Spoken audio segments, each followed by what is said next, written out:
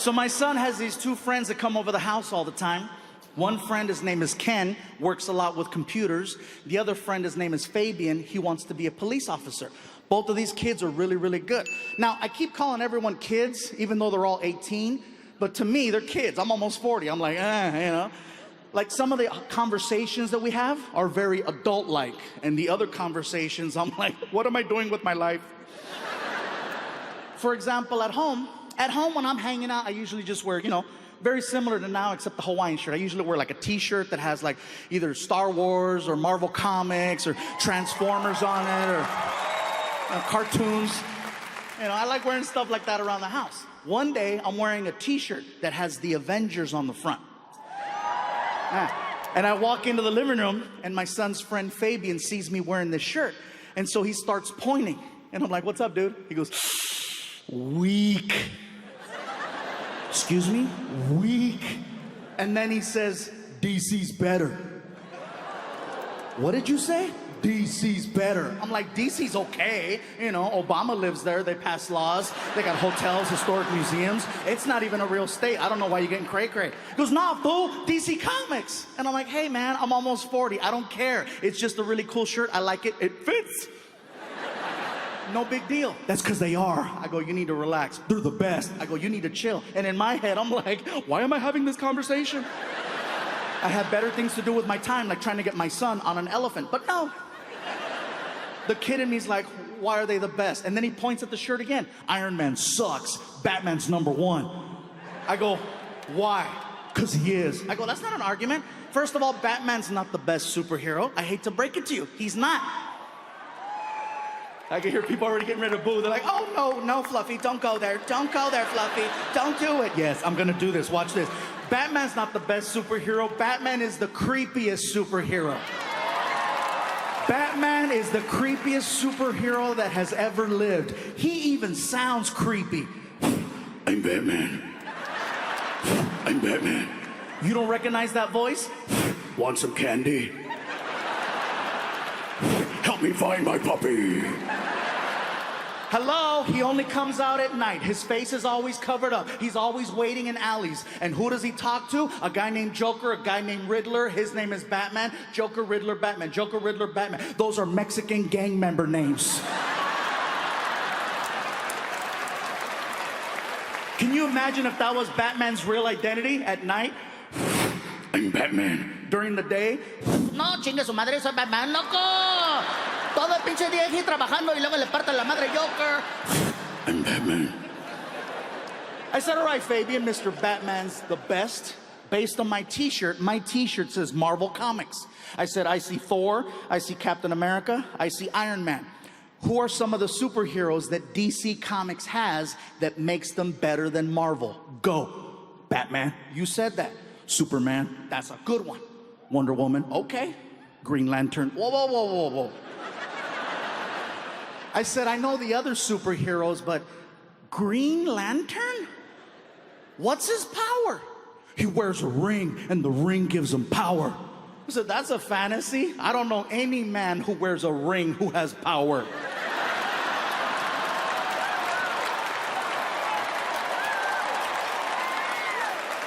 And if you're not clapping right now, my point exactly. You can't clap, can you? You can't.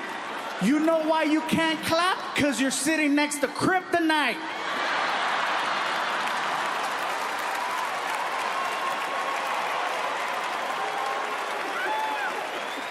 He's not even clapping. He's like, no, no, no, no.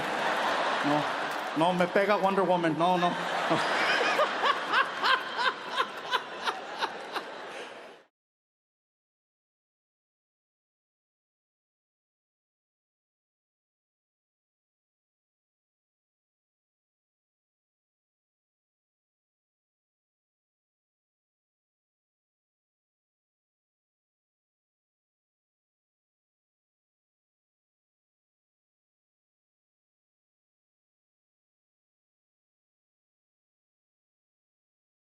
And for the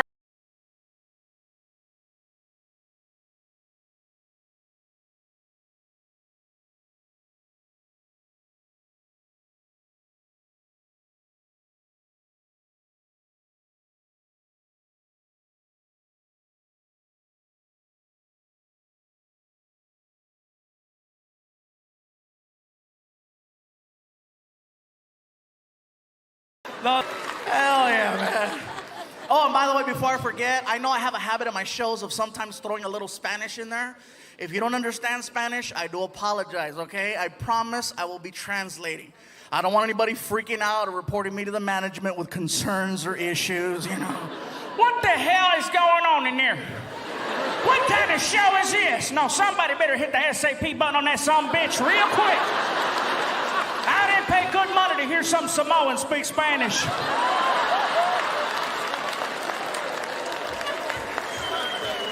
I'm not Samoan, I'm Fluffy. I didn't know why the guy thought I was Samoan, you know? And I've had this happen a couple times where people go, "Are you Hawaiian?" I'm like, no. No, not just a shirt. I thought it was just a shirt, but no, how could it just be a shirt? Just because you wear a freaking sombrero, that doesn't make you Mexican. I see white people Cinco de Mayo wearing a sarape, walking a donkey with a sombrero. You don't look at him and go, "Hola, amigo." No, you're like, "Hey, Ted. Hi." You know, and he's walking around, "Hola, come on. Come on, stupid donkey. Donkey, come on." I don't get it, man. I'm just trying to do my thing. But it's funny, though. I didn't know why the guy thought I was Hawaiian until I actually went to Hawaii. I found out that Hawaiian people actually look like swollen Mexicans. They do. I got off the plane. I looked around. I was like, "Oh, my God, my family." Even they were like, "Aloha, brother. Lo que le, malo, malo." Orale.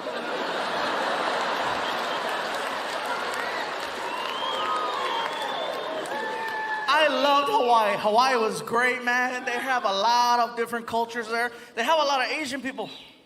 A lot of Koreans. I know this because I got a couple of shirts tailored at some places, and every time I'd go in, it was always a Korean lady. An older Korean lady who was mean. I'd walk in, and this one lady always had a comment to make. I'm there for a week, and every day she had a different comment. I walk in one day, and I couldn't say anything either because she was 75 years old. I can't say nothing back, you know, but there I am walking in. The lady behind the counter, oh, look at who's here. Look at who's here. Oh, shit, we're gonna work hard today.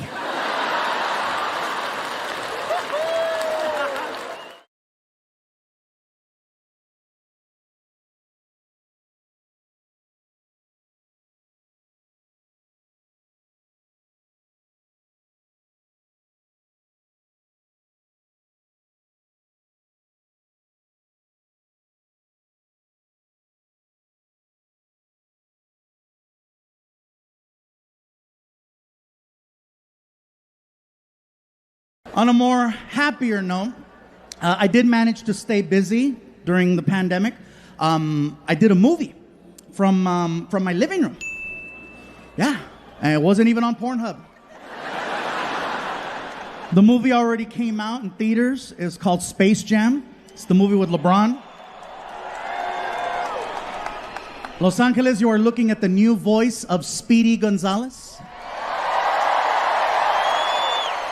Thank you. I found it ironic that they hired the slowest Mexican to play the fastest.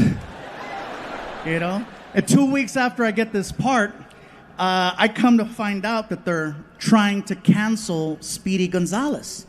I'm sure some of you heard that they came after two cartoons.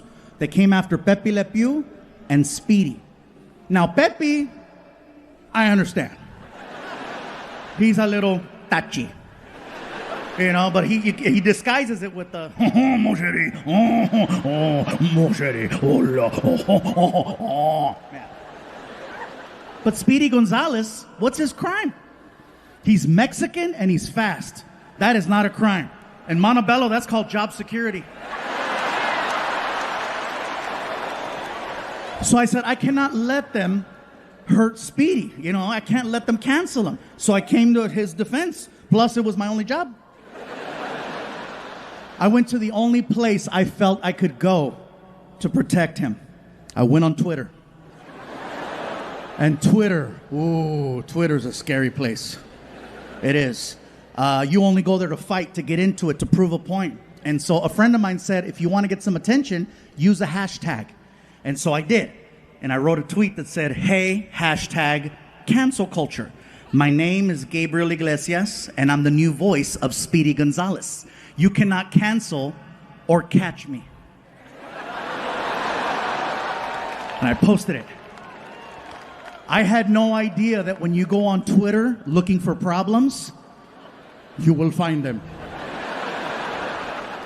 Oh yeah, every major news outlet picked up my tweet and used it in a story about cancel culture. ABC, NBC, CBS, CNN. If I would have known that, I would have used spell check. Because my family called. Eres pendejo, qué chingados, ¿qué te pasa? No escribe bien. Oh my God. Even Fox News did a story with my tweet. Fox News. You know how I know? My bus driver Dave called me. Oh, he was thrilled. He was like, Fluffy, God damn it, I've never been prouder. You made it, baby. You're on Fox News. I said, Dave, shut up. You're stupid. He's like, America. Even Warner Brothers Pictures reached out to say thank you. And before I know it, I was on a Zoom call. And I know a lot of us had to get used to Zoom. And it's kind of convenient, right? All they see is this. So to entertain myself, every time I took a Zoom call, I was full Winnie the Pooh. And if you're not laughing right now, you better ask someone who is, because there is no coming back from full Winnie the Pooh. I was leaving baby powder all over the house. It looked like an episode of Narcos. So I get on the Zoom call with the director, writer, and producer of Space Jam. And they're being super nice, super supportive, super cool. They're like, Gabriel, thank you so much for lending your voice talents to our film. We really, really appreciate you being part of this. If you have any questions or concerns, let us know. So, well, thank you. We have a question for you. I said, okay. How do you feel about the voice of Speedy Gonzalez? I said, well, what do you mean? Well, you know, some people find him to be a little stereotypical. What are your thoughts? I said, well, you have not met my family. I cannot speak for all brown people, but I can tell you that me personally, in my house growing up, Speedy Gonzalez was not viewed in a negative way. As a matter of fact, he was the only form of representation we had growing up. It was him and the little bumblebee on The Simpsons. Gabriel, we were thinking that perhaps you would like to lend your real speaking voice to the character, maybe modernize him a little, you know, bring him up to speed. I said, well, you know, with all due respect, I appreciate the fact that you would give me the power to change the sound of such an iconic character. But at the end of the day, when people see the movie, I don't want them to think of me. I want them to think of Speedy Gonzalez. So I said, please keep his voice original.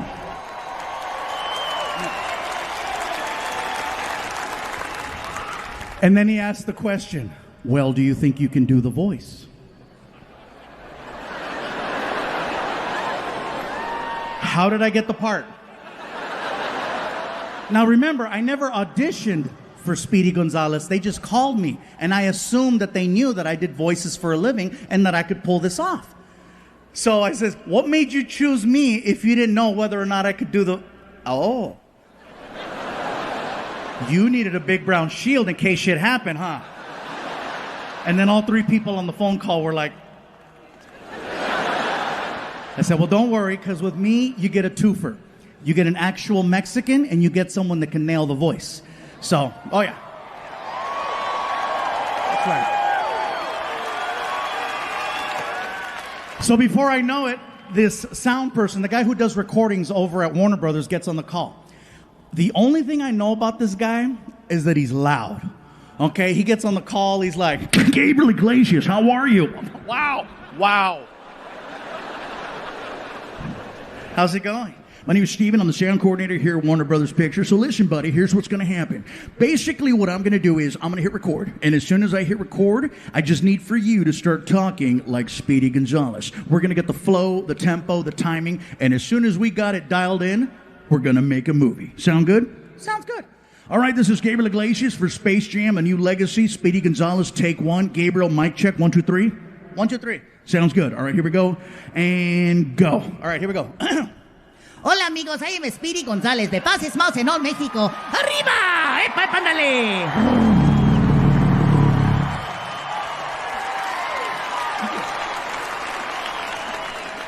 The director, writer, and producer, all three were like, that was perfect. I said, I know, I've been Mexican a long time. And I said, and don't just think that just because I'm Mexican, I can only play the Mexican character. I said, I do voices for a living. If given the opportunity, I could voice the entire film all by myself. I could.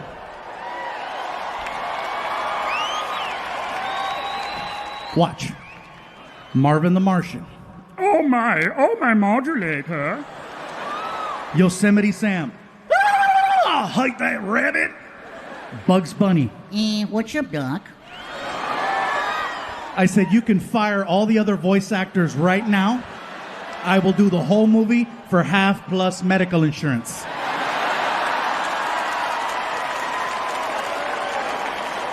And it was the middle of 2020, so I meant that shit. I'm like, yeah, no copay, no copay.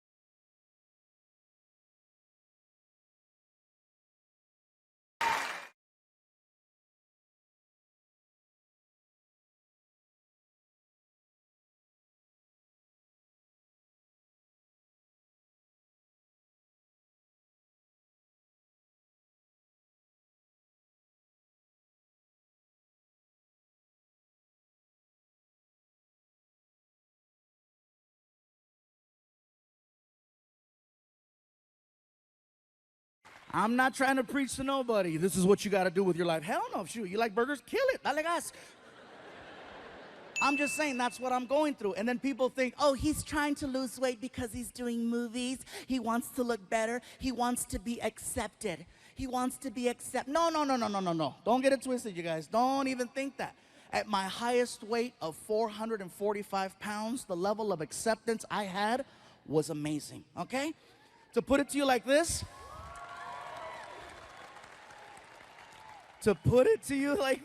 at 445 pounds, there was women throwing themselves at me.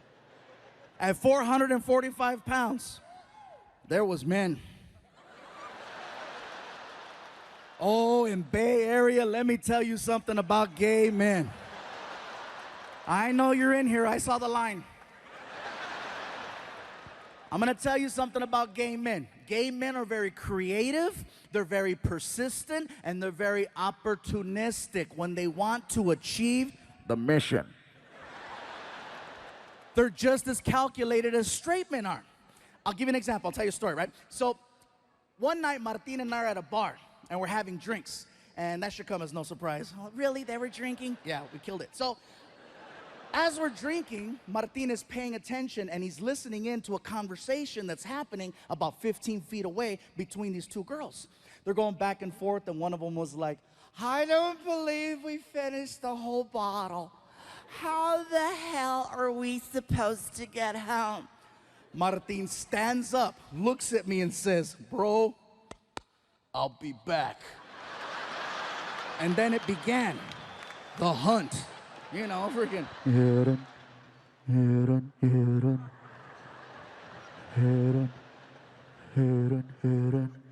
Gay men are the exact same way. They listen, they focus, they pay attention. They wait for one of the cows to get away from the rest of the herd so they can corner it and strike. 4 hours later, Martin and I are at the bar, and I'm 16 shots of tequila in. Oh yeah, and I feel fantastic.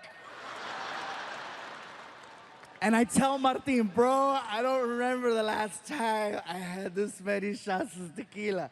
And Martin goes, bro, you're crazy, Fluffy. You're crazy. Wait right here. I gotta pee. And so he leaves to the restroom, and I'm leaning against the bar.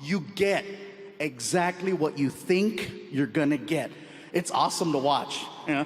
How are you? So nice to meet you. You're so strong. You put my hand. Hey, look at you. This is incredible. Got these lights and this red carpet. This is incredible. Excuse me. How are you? Hey, you're so strong. You pump my hand. This is incredible. Look at you. People are walking away from him, looking at their hand. They're looking at their hand, you guys. 10 minutes I'm watching Arnold Schwarzenegger light people up. And then I noticed something else. I noticed that Arnold has a handler, a guy who stands right behind him. And it's this guy's job to basically reset Arnold for the next person he's about to meet. Arnold Schwarzenegger will never cut off a conversation with the fan. The guy behind him listens in on the conversation, and he determines when enough is enough, and then he signals Arnold to cut it off and move on. Here's the signal. He grabs the back of Arnold's arm right there, 2 times. 1, 2. That lets Arnold know, cut it off, time to move on. Always to the left. Awesome to watch. This is incredible with these lights and these special effects is going on here. Excuse me. How are you? Nice to meet you. You're so strong. Hey! I'm like, oh. So I yell out to the handler, hey! And the handler turns around. Hit him! I want to meet him. Hit him! And he starts laughing because now he sees that I see how the Terminator is really working. So he gives me one of these. Next thing you know, he is lighting Arnold up. He is hitting Arnold so fast, Arnold can barely keep up. Excuse me, pardon me, excuse me, hello, how are you? Excuse me, pardon me, high five, high five, high five, high five, high five, pardon me, excuse me, hello, how are you? Very good. Pound, pound, pound, pound, pound, pound, pound, pound, pound, pound, pound, pound. He's coming down the line, coming down the line, coming down the line, and I'm just waiting. And I stick my hand out and he grabbed it. How are you, son? I recognize you.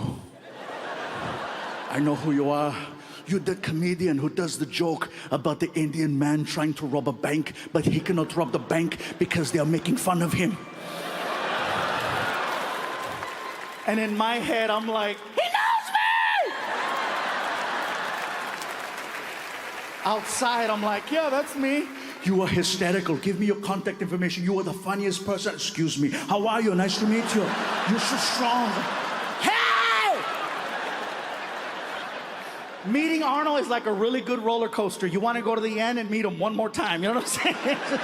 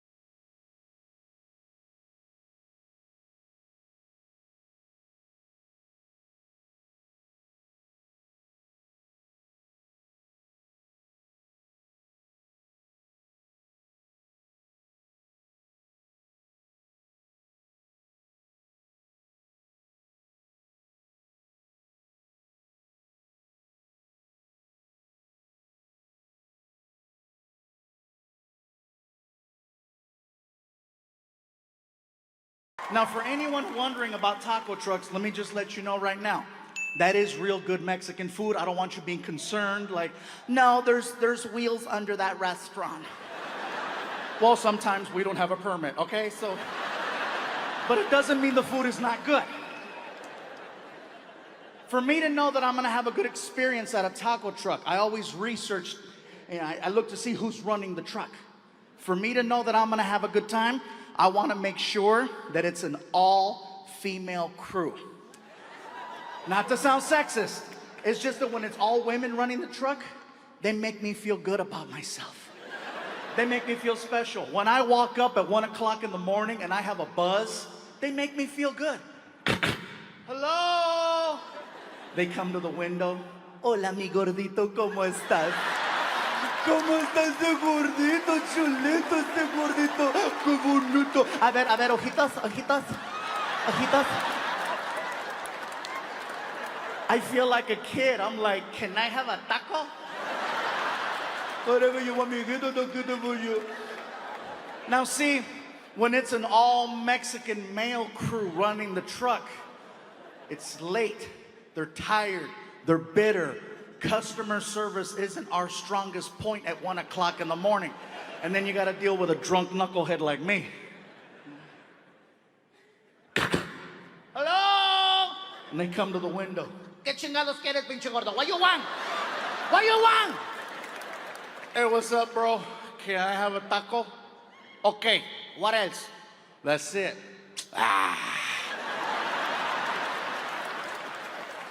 That's not even a word. But you know exactly what he just told you. For some reason, Mexican people and only Mexican people have this sound that comes out of us that can just discredit anything you put in front of it. It doesn't matter what it is, we can kill it with that sound. I just graduated from college, top of my class. Well,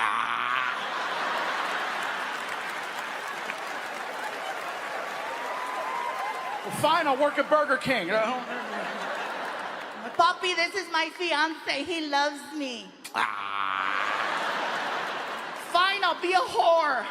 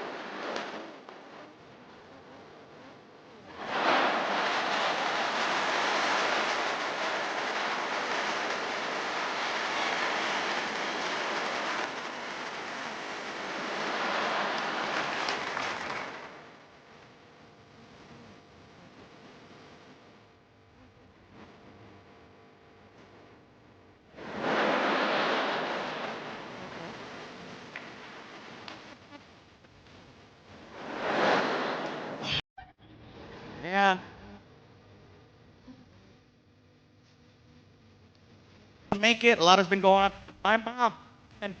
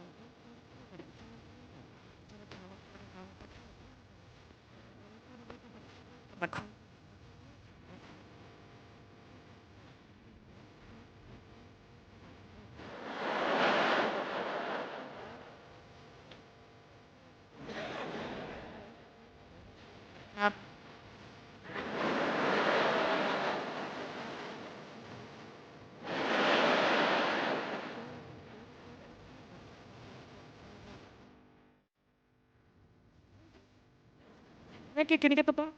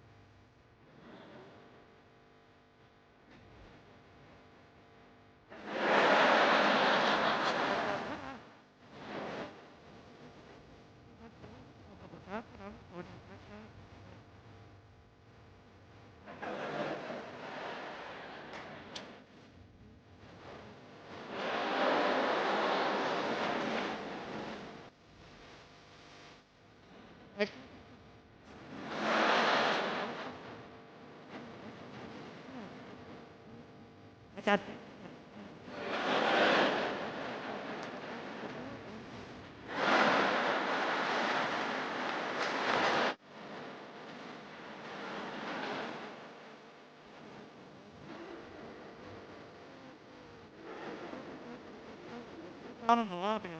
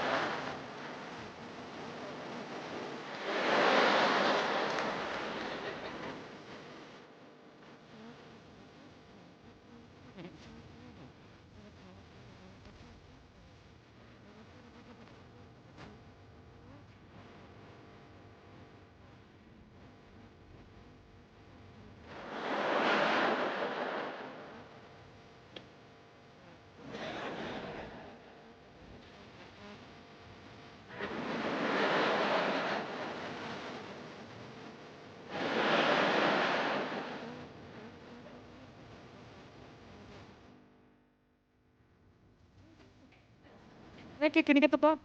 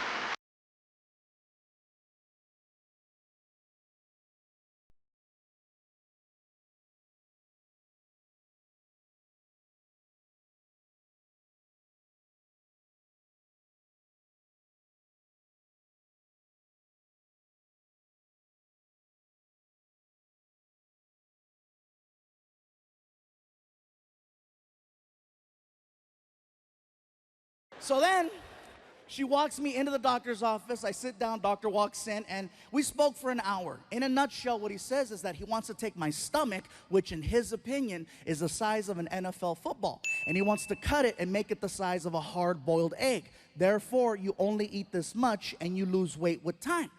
Problem with gastric bypass is that if you don't stick to their program religiously, not only will you not lose weight, you will gain weight, and you'll have a series of complications. And then he asked, do you travel a lot? I'm like, I'm on the road 46 weeks out of the year.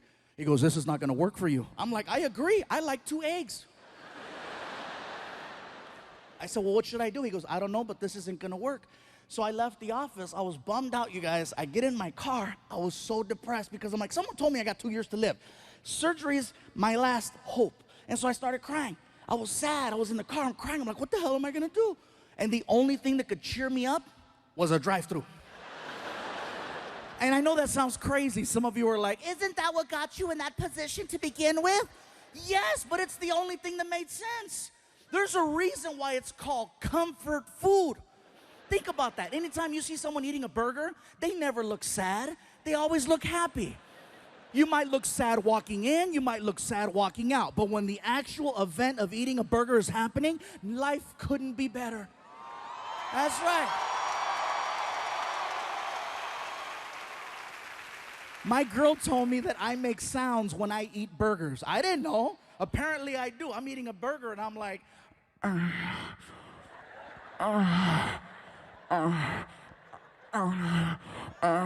She was like, are you eating that or are you eating that?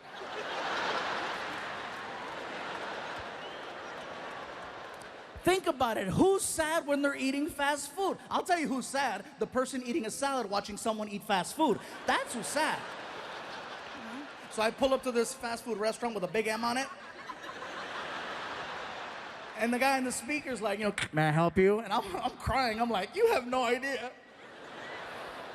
What I eventually wound up doing, you guys, is I started low carbing. Now, I am not eating healthy by no means, okay? I still eat fast food every single day.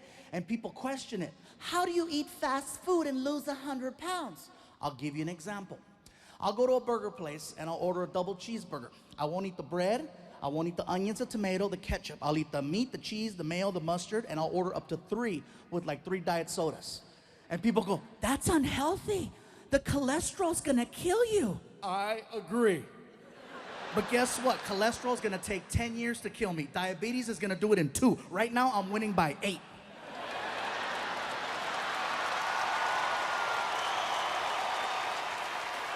Hell yeah, that's called fluffy math, bro. There's a lot of people mad in here right now. Fluffy found a loophole, yes. So I started low carbing, I started doing yoga, and I know that sounds like a joke right there. Yeah, some of you are like, he means yogurt. No, yoga. Freaking DDP helped me, and then I started lifting weights, and it's kind of hard for me, guys, because now I have people at my shows telling me, We're noticing there's a little difference. You're a little less fluffy. What's gonna happen if you keep losing weight? What are we gonna call you? What are we gonna call you? I lift weights, call me Buffy, I don't care. The point is that I'm not trying to lose weight for vanity's sake. I'm very secure. The point is that I'm trying to lose weight so I can be around for my family, so I can be around for my friends, and so I can be around for you.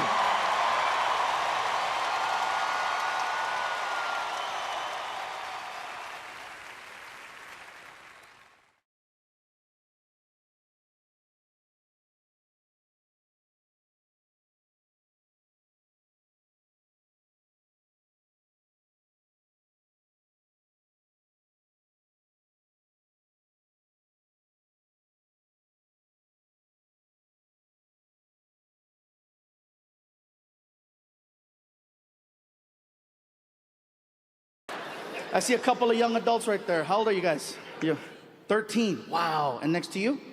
How old are you? You're 10. Okay. I am so sorry for what Martin said. 10 years old. But you know what though? I can't feel too bad because you know what? 10-year-olds are young adults. You are a young adult. I don't see you as a kid. A kid to me, first of all, is someone who doesn't have access to the internet. You have, I'm sure, a tablet or a cell phone or access to online services, right? Services. What the hell is he talking about? Bad choice of words. You know what I mean, right? You've probably seen and heard a few things already, and the parents are like, no, not my child. No, I lock their phone. Yeah, but you don't lock their friend's phone. I feel bad whenever I say something that's kind of like risque, whenever parents bring like a 4-year-old, 5-year-old, 6-year-old, and yes, it happens. Then I feel bad because then I'll meet them after the show and I'm like, I am so sorry for what you heard me say. And it's always funny to see the parents say, oh, they hear worse at home. Nothing like watching a 4-year-old confirm that, you know, just.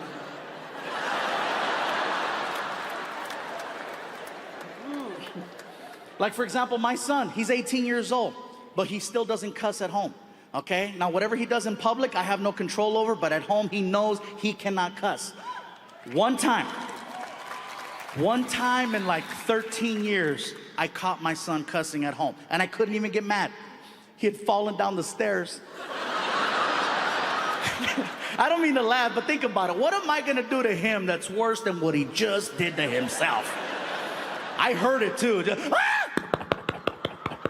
Son of a bitch! I ran over, I didn't even check his safety. I was like, what did you say? You earned that one. I said, if you want to say the F word, next time let me push you. That's when I knew he fell hard. Really? No, get up here, come on. Well, cool, welcome you guys. I hope you have a good time. I know you're getting nervous, Dad. You see me talking to you, you're like, what's he telling my son? No, nothing. Nothing, being cool, but thank you for trusting me to bring your kids to the show. For your young adults, sorry. Thank you for trusting me to bring your young adults to the show. And by the way, I know I keep pointing at people in the front right here.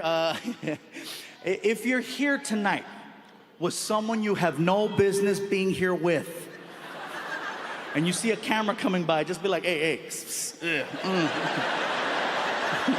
Victory! They're very respectful. They'll go to the next person. Don't even worry about that.